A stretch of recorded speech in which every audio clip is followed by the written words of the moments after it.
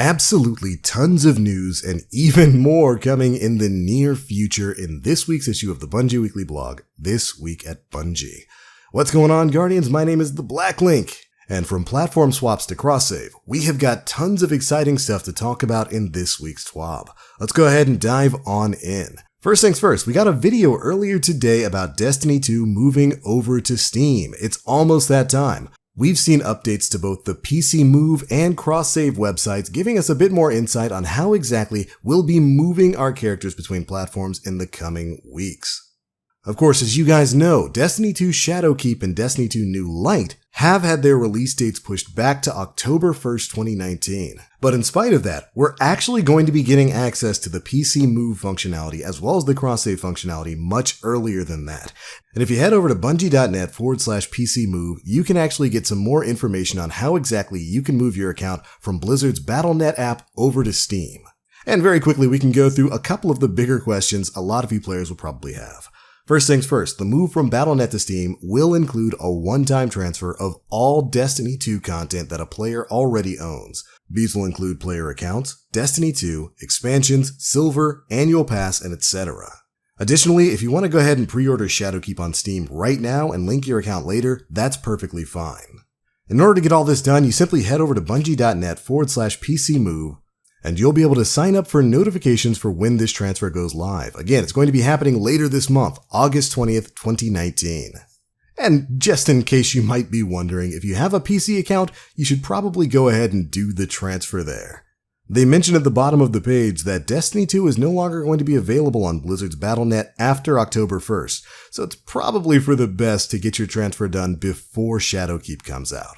But again, very exciting stuff, and you'll be able to learn more about that transfer as we get closer to August 20th. And then on the next day, August 21st, CrossSave is going live. That's right, the launch of CrossSave is currently planned for August 21st. And just like with the PC Move, they've updated their article page explaining exactly how you can get that process started.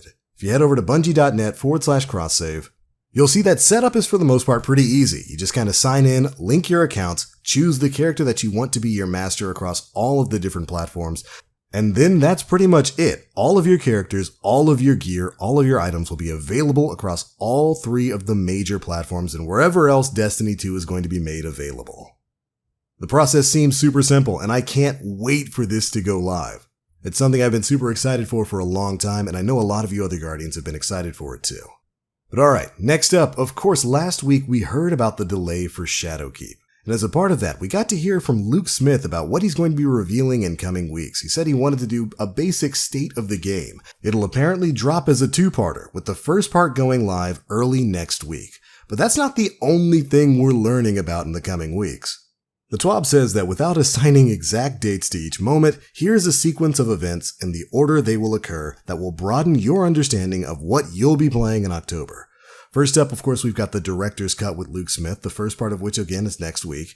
We've got an armor customization preview livestream, more Shadowkeep details at Gamescom, the launch of CrossSave on the 21st, how seasons will change in Destiny 2 Year 3, the PvP reveal for Shadowkeep, and then finally an invitation to the Crucible at PAX. Which all in all sounds to me like a pretty packed release schedule coming up for news. And that's fantastic. In particular, I'm really excited to hear more about the armor customization preview, which, as a matter of fact, we'll be learning about next week. That's right, Bungie's going to be going live on August 14th at 10 a.m. Pacific time across their Twitch page, their YouTube channel, and their Mixer account.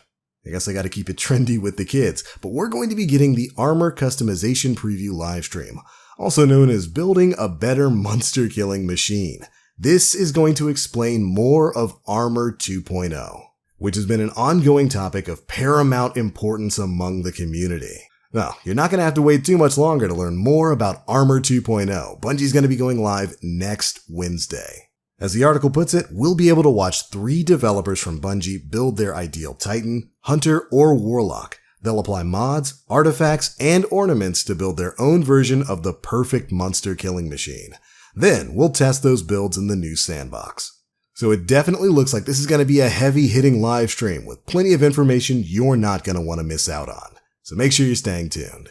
But alright, after that, we get a sneak peek at a pretty major change dropping in the new quality of life hotfix, slated to drop next Tuesday. That's right, Destiny 2 hotfix 2.5.2.1 is set for next Tuesday, August 13th. And it's got one pretty major change that I know a lot of people are going to be really excited about. There's a lot of you Guardians out there right now knee-deep in the Solstice of Heroes grind. Some of you have got your characters already maxed out, maybe a few of you are on the rare set, maybe a few of you are on your second or third characters. But there's one particular step of that grind that really irked a lot of players out there. And it is, of course, the mini-boss step. The armor challenge that requires you to kill 100 mini-bosses in the European aerial zone. Well, if you were hoping for Bungie to address that, I've got some good news for you. For a limited time, you're all invited to visit the European aerial zone. Think of it as a summer vacation with some fabulous loot as your souvenir. Have you taken it out your dress uniform yet?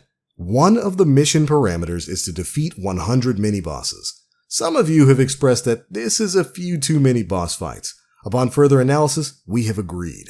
The total expectation is being revised down from 100 to 50. This change goes live next week.